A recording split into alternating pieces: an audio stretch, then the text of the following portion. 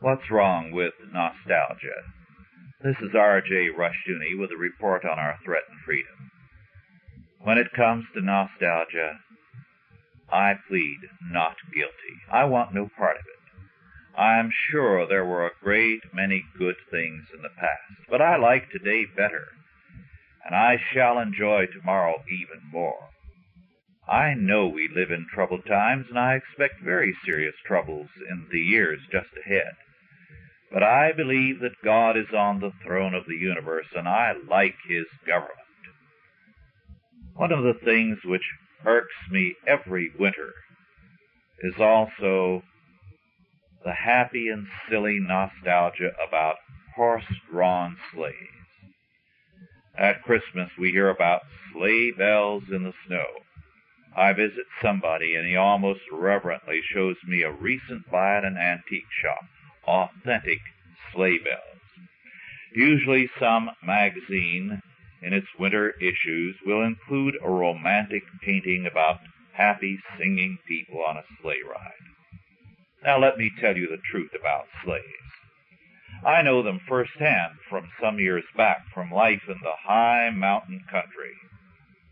Sleighs are one of the most miserable ways to travel man ever devised. Nothing can chill you more than a sleigh ride. You are open to the cold, freezing air, and it cuts you like a knife as you go dashing through the snow. You have a choice. If you go fast, the cold air cuts and chaps your face in a hurry and leaves you gasping for air. The air is ice cold, and your breath leaves little icicles on your nose and eyebrows. If you go slow, then in spite of all your clothes and robes, you turn slowly into a human icicle, numb and cold. There is no hearty ho-ho left in you. There is much worse. Dragging a sleigh through and over snow-covered roads and fields is very hard work for the horses, particularly hard work. Among other things, it makes the horses very gassy.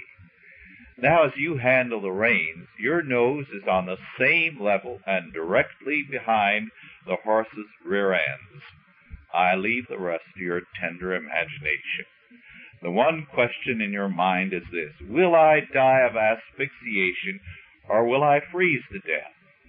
There must be, you tell yourself, a less painful way to go. No nostalgia for me. Give me a good, well-heated automobile to drive, with my wife by my side, and I feel far more romantic and much more a free man than I ever felt in an ice-cold sleigh with my nose under a horse's rear end. I like progress, and I want more of it. It gives me freedom, and I like freedom. I can wax very romantic about freedom. Freedom is the air I want to breathe. This is why I prefer the present and the future to the past.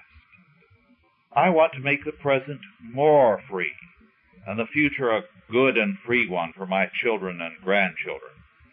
I cannot do so by perpetuating silly and romantic myths about the past.